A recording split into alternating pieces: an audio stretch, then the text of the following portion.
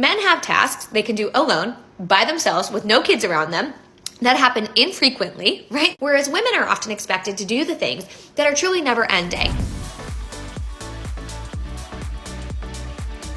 The mental load, that crushing weight, that burden of responsibility that wives and mothers are all over the world to keep track of appointments, of snacks, of permission slips, of birthday invites, and of shopping lists. Being crushed under this burden is apparently what leads us to feel so resentful, like marriage is so unfair, like we aren't reaching egalitarianism or equity or equality. And apparently the mental load is this make or break issue that's building up resentment, festering it, bubbling it up under the surface to the breaking point for many women. Take a listen.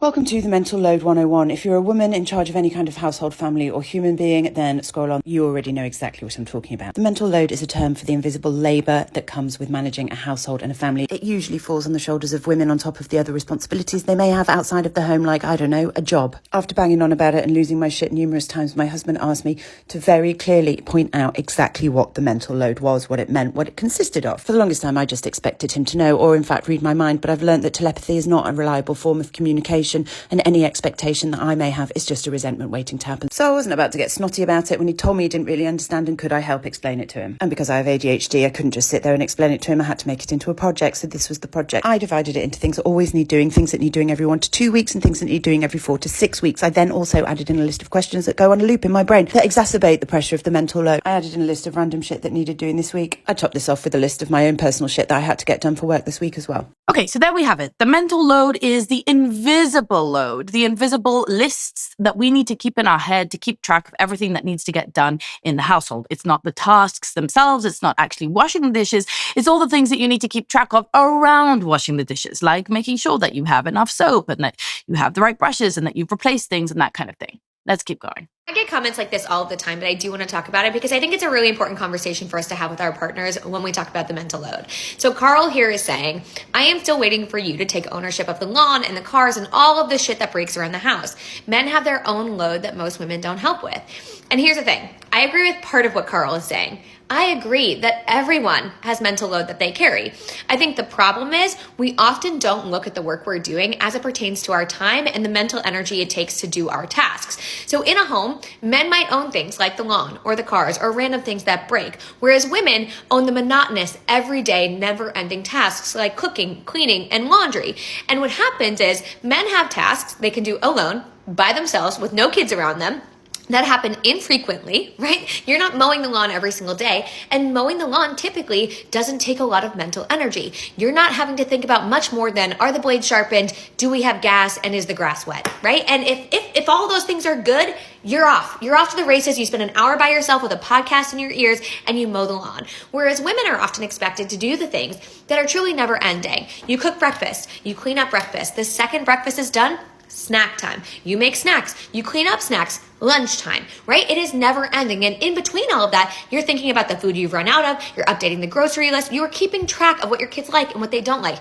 That is the difference. The tasks that men typically own happen infrequently and don't take a lot of mental energy, whereas the ones women do take a ton of mental energy and are never ending. Okay, got that? The conversation about mental load is typically a conversation about asymmetry in a marriage. It's about things being unfair and unequal. And the focus of this conversation is always pointing out all the things that I take on that are invisible to you, that you can't see, and that are always going to be harder, longer, more monotonous, more thankless than the tasks that you take on. So the conversation is skewed to minimize what my partner does and to maximize what I do to make it seem heavy and crushing and burdensome and very difficult versus anything that he does. Just note, that is the tone. Let's keep going.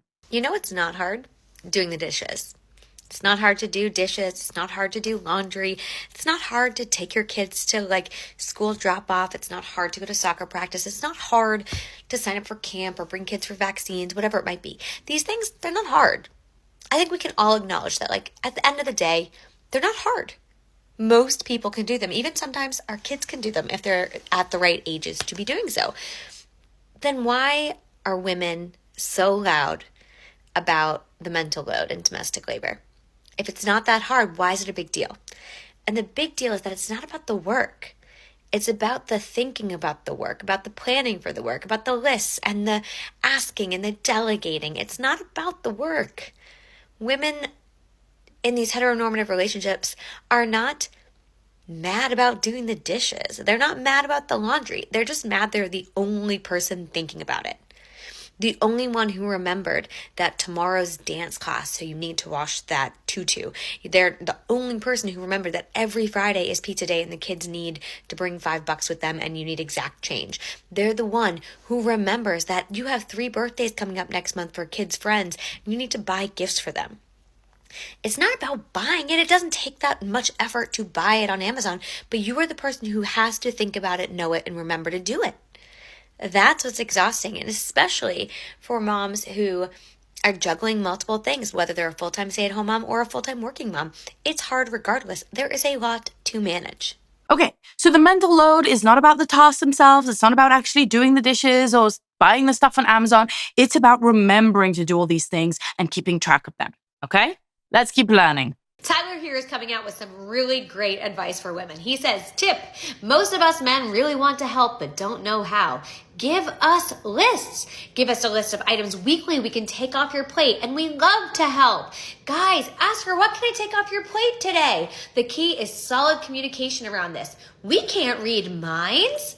I have to imagine that every woman who saw that tweet had a collective eye roll, because there is nothing we hate more than being asked for a list. Because I have to assume, Tyler, that you're a grown adult who at some point has lived on his own. So you know what needs to get done in a house, right? You see the dishwasher? It's full. You need to empty it. The laundry is dirty. You need to wash it. The fridge is empty. We need to buy some food, right? All you have to do is look around and the list will fill itself out for you. You should not be looking at your partner to give you a list weekly so you know what needs to get done in the house. You are a grown-up. It's not just about communication. It is about men having accountability to the things that take place in their house. You should know when your kid's soccer practice is. You should know what allergies they have so you can do grocery shopping and get the things your family needs. You should know when the trash is full. Nobody should have to tell you these things. You are a grown up. You can do it. You do not need a list. Stop asking women for a list. We don't want to do that. We want to be married to grown adults. Also, please stop asking like you're taking something off her plate. These are things that both people in a marriage, in a home with children should be owning together. You're not doing her a favor by emptying the dishwasher. You're not doing her a favor by picking your kid up at soccer practice. You are not doing her a favor by taking this off her plate. You are taking something off her plate that should have always been on yours, because you are in a marriage, a partnership where 2 people should be communicating and doing these things. There should never be a world in which a woman is solely responsible for all of the things that happen in a house and she has to delegate them to you. She's not your boss. She's not your manager. She's your wife. Okay? You are a grown up. Let's start acting like one. You know what needs to get done in your house. So instead of asking her, what can I take off your plate this week? Look around, see what needs to get done. Know your family, your children, your home well enough to be an active participant in it. Don't create more work for someone else. You know how to do it. And please, for the love of God, stop acting like women expect you to be mind readers. We don't expect you to be mind readers. We expect you to have eyes and to be able to see the things in your home that need to get done. Nobody's asking you to read their mind. We're asking you to see the things that have to get done and then do them. Okay. So we have a lot of mental load as women. We're running all these things. We're keeping everything in our head. It's exhausting. It's tiring. It's invisible labor. And it's unfair because it's only falling on us. Now, we want help with these things. No, not help, because that would imply that it's somehow our responsibility and you are helping us. No, we don't want help. We want equality. We want it to be even Steven. We want it to be fair. And in order for it to be fair, you can't ask us for a list of the things that need to do, because then you're again burdening us with more invisible labor that we have to do for you. And instead, you need to open your eyes and see the world exactly as we see it. See the exact same things that we want done. Hold the exact same standards that we have for our household to be run. And step in and do the things without being asked. And God forbid, don't ask us for a list. Okay? Got it. Let's keep going. A few weeks ago, I said I don't do my husband's laundry. And a lot of people are saying, whoa, whoa, whoa. Those are small acts of kindness. Why wouldn't you want to do that for your partner? But here's the thing. Small acts of kindness that are mostly domestic labor just add up to work at the end of the day. So here's a list of things that I don't do for my husband. You all know I don't do his laundry. He can do that himself. I do my laundry and we do the kids' laundry, but he does his own. I don't cook dinner. He cooks dinner every single night. I do breakfast and lunch for us and our kids. I don't pack him a lunch. If he's hungry, he'll figure out what he's going to eat for lunch the same way that I do. I don't make his doctor's appointments because guess what? He's not making mine. Would it be kind of me to do that? For sure. Is it my job? Absolutely not. I want him to be healthy, but he's a grown-ass man and he can book his own appointments, right? There's a lot of things that I don't do for my husband. I don't schedule his haircuts.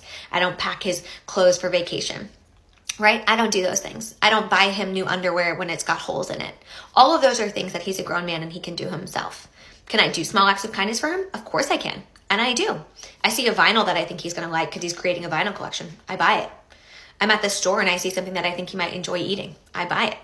I find a new non-alcoholic beer that he wants to try out. I buy it. Right? Those are small acts of kindness. Doing his laundry, cooking him dinner, making him lunch, booking his doctor's appointments, all those things, that's domestic labor. Those are chores. Those are not acts of kindness. Do I do them occasionally when he's working a lot? Of course. Do I cook dinner sometimes when he's had a really long day? Of course. But me not doing that does not mean that I don't show him love or kindness. They're different things. It is not my job as a wife, it is not in my job description to do all the domestic labor as small acts of kindness to my partner and receive nothing in return. I agree with this commenter. If it's going both ways, fantastic. But oftentimes, domestic labor, especially when you have children, adds up. And so no, I am not my husband's personal secretary or his personal assistant. I am none of those things. I am his partner, I am his equal, and I do not have to do things to cater to him and serve him at all times to be kind and loving for him. So in this video, we learned that speaking the love language of gift giving is okay. That does, register as warmth and love, like buying him a vinyl or buying him non-alcoholic drinks. But if you do any acts of kindness, acts of service, like domestic labor, then that is not warmth and love. That's just work. And that is something he should do for himself. So even if you're doing the laundry anyway, you should pick out his laundry and leave that for him because he's a grown-ass man. He can do it himself. Why should you do it for him? That would just be adding to your workload and that would register under the unfair label, right? Am I getting this? Okay, if you've detected a touch of sarcasm in my voice, that's because I don't fully buy hook, line, and sinker into this mental load hysteria that we've been fed and force-fed for the last decade or so. Listen, is there some truth to it? Of course, there's a kernel of truth to many things, but has it gone way too far to the point of being detrimental to our marriages? I think so, and I'm going to make that case right now. First, let's steel man this. Does mental load exist and does it primarily fall on women's shoulders in heteronormative households? Yes. I think for the most part, all the women I see around me, the vast majority of my students inside the studio, and myself included, carry the weight of keeping track and keeping tabs and knowing what's what in the household. Remembering where things are, remembering to pack things, keeping lists in our head, keeping calendars and diaries and schedules and shopping lists and to-do lists, and managing all of that information. That is what the mental load is, and I think it's fair and true to say that that is typically, stereotypically, going to fall on the shoulders of the woman, whether she works outside the house or not. And that could easily be construed as unfair, as it is by these women on TikTok and many others beside. There are endless articles showing that mental load is this unfair destabilizer in a marriage. It's the big unequalizer between men and women today. Now that we both work for money and now that we both parent our children, it's still women who are remembering the stuff that goes in the diaper bag and the list of preferences that their kids have for snacks. And that is perceived as deeply unfair. But let me break this down, because even if that's true, even if it is primarily falling on women, and even if it is, technically not fair, not equal, I don't think that pursuing this path of emphasizing and highlighting the differences in mental load is actually serving us in our long-term goals in our marriage and child raising. And here's why. I don't know about you, but I have the goal of having longevity in my marriage, keeping resentment low, and creating harmony and cooperation, being a good team where each of us plays to our strengths, and those strengths are actually different. A, because we're two different individuals, and B, because I'm a woman and he's a man. And that is stereotypically going to bring different strengths and weaknesses to play. And in my mind, that is a very good thing, not a bad thing. I'm not looking to make us into the same androgynous human being who have exactly the same skills and outlook and risk tolerance and life experience and belief system as each other. I'm looking to create a complementary, cooperative companionship, partnership, and experience. So you could call that unfair or unequal, but I just see it as what harmony is made of. I think nature offers many great metaphors for symbiotic relationships, where two species or two types of plants don't have to be identical in order to thrive together and support each other and create harmony. And that's almost always the case for a male and female relationship in any species, is that they complement each other and that they survive together, each playing 100% to their own strengths. So whilst the mental load might be a real thing, I don't think it's a good conversation to keep having and keep agitating women to feel hard done by, to feel how unfair it is, to constantly highlight and focus and put so much weight on the differences between us and on how unequal everything is, because I think that does breed and fester and create resentment where that's not a necessary mindset to have. That's not how you have to interpret this, certainly not how I interpret it. Even if I do sometimes get frustrated as well, I don't focus, right? I don't linger on and I don't agitate and feed into this narrative that I'm hard done by simply because I'm a woman and I carry more of the mental load specifically around our home. So point number one that I'd like to make here is that mental load is not a crisis. It's just a feature of adulthood. Being aware of your family's needs, of their schedules, of their appointments, it's not pathological. That is just normal. That is just what mothers have done for centuries and millennia, and it's what everyone does all over the world. It's not something that we need to exacerbate or balloon or inflate or outline in never-ending lists or break it down into tiny, tiny pieces to make it seem bigger and more heavy than it really is. Is it a real thing? Yes. Does it need to be this all-consuming, crushing burden? No, it's kind of just what responsibility and accountability look like in the real world for both men and women and in different ways. I don't think it does mothers a service at all to continually agitate the idea that the mental load is crushing, that it's a burden, that she has every right to feel resentful and angry when her husband doesn't mind read or asks for a list or, God forbid, asks her where the lids of the pots go in her kitchen. These are the examples I'm seeing from women on TikTok. Is that he asked where the sheets were, or she had to ask him twice to take out the trash, or they agreed that he'd do the dishwasher in the morning, but he keeps forgetting. And that these are somehow these terrible, awful, very horrible, no good, very bad things that are happening to these women inside of their marriages. In fact, this woman, Paige, has a whole 5-minute long video you can go and watch how this was almost grounds for divorce in her marriage. Some of it sometimes reeks to me of first world problems, of being out of touch, or of not taking a broader perspective on the human experience. The truth is that throughout history, people, both men and women, have had crushing responsibilities, feeding their families, surviving winter, protecting their homes. I don't think anyone was out there pathologizing it. It was just what it is. It's survival, it's living life, it's being a responsible adult. I'm not saying we need to romanticize the mental load, although it might be really healthy and productive to do a mindset shift. Not to see laundry and washing dishes and keeping tabs on snacks and on groceries as such a crushing burden, as something that's so unfair, as something that is so much harder than anything the men have to do, as something that was so impossible that was just foisted on you and you were the victim of this. But rather seeing it as something you have capacity for, as something you're capable of, as something that's just part of day-to-day life. You know, I could stand here and wax poetic about how difficult it is to brush one's teeth. You know, you have to remember to keep track of the toothpaste and remember which flavor toothpaste everybody likes. And then you have to actually get up in the morning and brush your teeth for a full 2 minutes. And then you have to do it again in the evening. And it's just, it's just so hard. And no one even does that for you. No one helps you with that. It's just, you have to do it. And there's something about this, although I know it's a personal care example, but I'm just saying you could do this to anything in our lives. You could complain about anything if you want to. You could complain about how hard our first world lives are, that we have to keep track of the soccer and the ballet and the school runs and the pizza on Fridays and whatever it is that you have to keep track of. You can make that into a mental load, or you can make that into a privilege, a joy, and something that you're grateful for. So I guess I am romanticizing it a little bit, but to me, it's such a privilege, and it's such I just feel so lucky that I have those types of problems to begin with, that I have a kitchen to keep track of, that I have dishes to wash. I just don't think that this perspective of constantly keeping tabs on not only all the things I have to keep tabs on, but on all the things I keep tabs on that he doesn't keep tabs on. To me, that's just a recipe for disaster in a relationship, a recipe for resentment, and a recipe for constant depression and feeling anxious and feeling like I have such a heavy load, I can't handle it, I can't take it.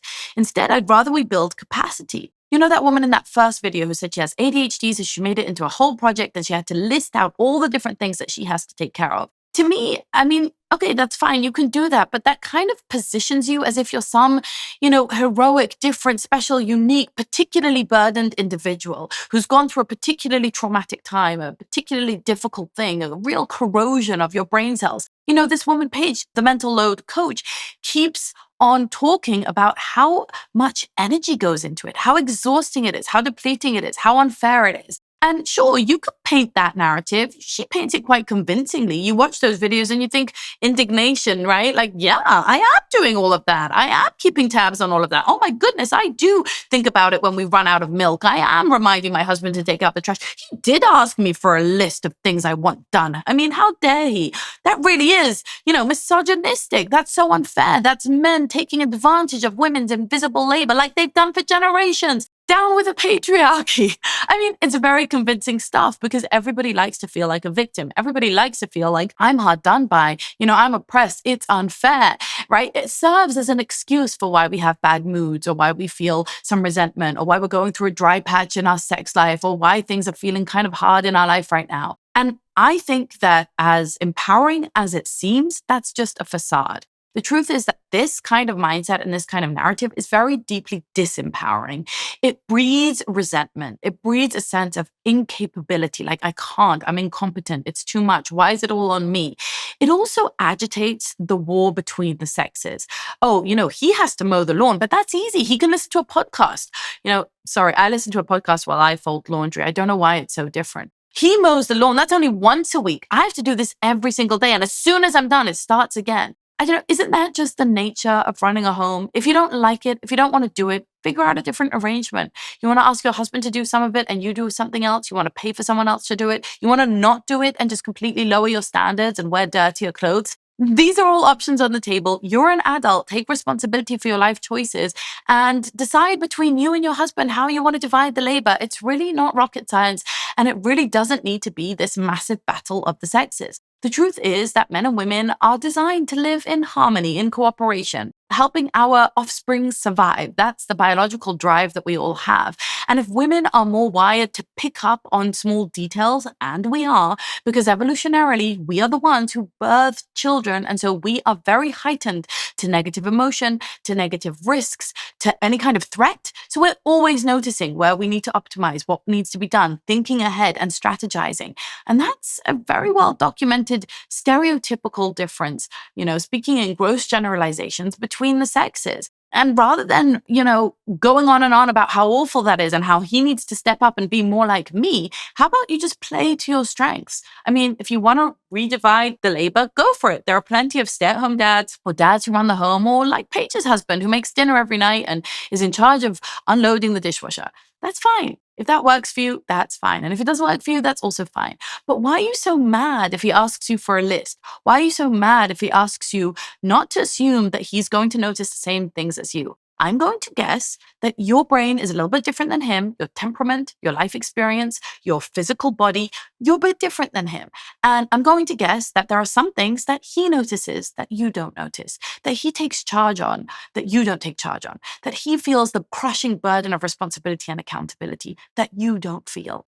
Would it be great if he came out to TikTok and kept complaining about all the things that women don't see and don't do and don't think about? If he kept complaining about how they do girl math? If he was all sarcastic about how you are about finances or about the car, whatever it is that stereotypically men care about safety, for example? Would that be cool? Would that be productive in your relationship? Would that help, marriages sustain and grow stronger together? I just don't see it. There's just no reason, there's no good reason to label normal mom behavior, normal adult functioning, just typical things that we all have to do in our day-to-day life as a trauma response or as some big battle of the sexes, as some historical oppressive injustice that needs to be righted in each of our homes. It really doesn't. And just remember that the only reason we're even having this conversation is because we live in such abundance that we have the luxury, we can afford to complain about which one of us RSVPs to a birthday invite. Point number 2, which I've already alluded to, is that men carry a massive mental load too. Financial pressure is no joke. And men still often carry the cultural expectation to provide or to die trying. Take a listen to this. In the US, societal expectations still position men as primary financial providers. A Pew Research Center survey found that 71% of adults believe it's very important for a man to support his family financially to be a good husband or partner. This pressure can lead to significant mental health challenges. A study published in the Journal of Clinical Psychiatry found that debt burdens are associated with an increased risk of suicide attempts. Moreover, men often hesitate to seek help due to social norms. The American Psychological Association reports that men are less likely to report emotional and physical symptoms of stress compared to women, often withdrawing societally instead. Now, I know that many women are working and providing alongside their husbands, but even when mothers work outside the home or are work-at-home mothers, they often are not carrying the full financial burden of the family at large. The mental load of where we are financially. Have we paid off enough of our mortgage? Are we in debt? How are we getting out of debt? Inflation, rising cost of living, lowering salaries, all of that stuff falls on men stereotypically. So if we're speaking in gross generalizations about mental load, we cannot ignore this part. I'm not even talking about countries like mine, where actually protecting your family from intruders, from threats, from violence is also a mental load that the man typically carries. So this idea that there is mental load in the world, like, yeah, hi, duh, welcome to adulthood, that's just life. But the idea that it somehow falls disproportionately on women, I think is just false. I think that men carry their own levels of anxieties and mental loads. And if we're talking in gross generalizations, then they have the mental load of finances, which is no smaller thing. It's a massive, massive stressor on men, and women are so quick to dismiss it. Women are so quick to see men's work as, oh, he's just having fun. He's working at a computer. He's in an air-conditioned room. He's taking lunch with his colleagues. He's traveling for work. Fun for him. Must be nice. I'm stuck at home with the kids. I have to do laundry, which the minute I finish folding it, starts again. Do you see how this kind of tit-for-tat thinking, this competitive thinking, this constant measuring is going to create resentment for both men and women? Both are going to end up feeling completely unappreciated. Both are going to end up feeling like they got the rough end of the stick. Both are going to end up feeling like, I'm the one carrying everything. I don't even need my partner. What are they even good for? Kind of the opposite of the feelings of love, connection, support, mutual respect that I think most of us were going for when we got married. Physical protection, emotional stability, making her happy. For many men, these are full-time jobs. And many men are much more stoic than women. They quietly shoulder their burdens. They suffer in silence. They keep on keeping on. They don't want to make a fuss. They don't want to be seen as weak. They don't want to be seen as a sissy. They don't want to burden her with their feelings, because even though many women say they want an emotionally expressive partner, when he is emotionally expressive, they find that repellent and weak and unattractive. Again, this whole video is full with stereotypes, and it's not true for everyone, but these are the trends that we see in the research and on TikTok. Saying that the mental load is a women's thing is a crazy double standard. And I think it's actually insulting to the men who carry just as much, but in different ways. So my first point was that this is not helpful to women. It's making us feel like we're incompetent, like we're incapable, like life is harder than it really needs to be. It's a first world privilege to be able to afford to worry about these things. And rather than saying, yeah, I can do it, I can handle it, I've got this. Actually, this is the stuff of life. This is what makes me a great mom. This is what I love doing. I like my standards. I want to keep my standards. I'm going to hold to my standards. Rather than saying all of that, we're saying, hey, it's not fair. He's not doing the same as me. I'm going to make a list. No, I'm not going to make a list because that wouldn't be fair. I'm going to make a list of all the things I have to do, and then he has to open his eyes that God gave him and see all the things that I see in the way that I see it, because we need to be the same in all ways, right? But the second point that I'm making is that it's unfair to men. It dismisses and poo-poos all the mental load that he is carrying, saying that his tasks that he's in charge of, or the responsibilities that he shoulders, or the things that he worries about inside his head don't matter at all and don't make any difference. And they're easier. They're simpler. He should just manage them and half of mine, right? But point number 3 might be the most important point of this video. So if you're multitasking, come back to me. And that is that responsibility is a mental health protector, not a threat. The underlying assumption that all of these mental load videos on TikTok run with is that if you have all this mental load, it increases your stress. It is unfair because it burdens you, it exhausts you, it depletes you, it makes you resentful, it makes you crazy because you're carrying all this work and it's invisible labor that other people can't see, and it's so damn hard. But I think what these women are missing is that being needed, being responsible, having people rely on you, that is a gift. That is what gives life meaning. Yes, it is exhausting sometimes. I completely agree. And I sometimes feel that edge of frustration or resentment that I'm carrying all of that alone. I get it. But it's also a gift. It means that you have meaning in your life. And you're not alone in this. It's not a crisis. It's not something that you can't handle. It's not something that needs to be blown out of proportion or inflated to resentment and to, paint your entire life with this narrative of a victim mindset. The real threat to your mental health would not be that you have a lot to do or a lot to think about.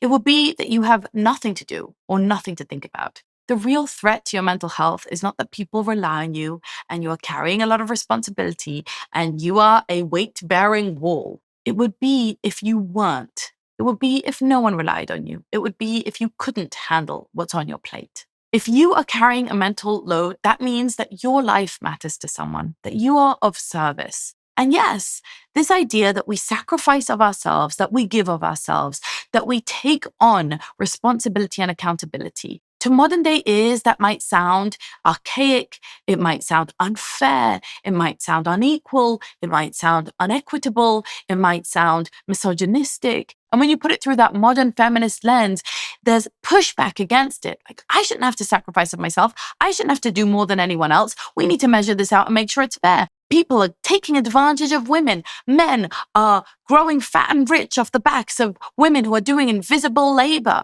unpaid work. When you run it through that lens, you'll feel resentful and like a victim every single time. But you could see it differently. You could see your household and your children and all of the mental load that you carry as a purpose in your life, as giving meaning. One of the things that I really take issue with that Paige said there is that it's just work at the end of the day. It's just domestic labor. That's not love. And I don't know, I see it very differently. When I take care of our home, when I take care of our laundry, of our cooking, of our groceries, of our cleaning, when I carry the mental load and remember the RSVPs and the appointments and the invitations and the lists and the preferences, I think it is a labor of love. I think it is a love language. I think acts of service are tremendously nurturing, are giving. And I love to do those things for my children and for my husband. I think that sometimes it gets a bit much. Sometimes I need some help, and then I can ask for help. I can write a list.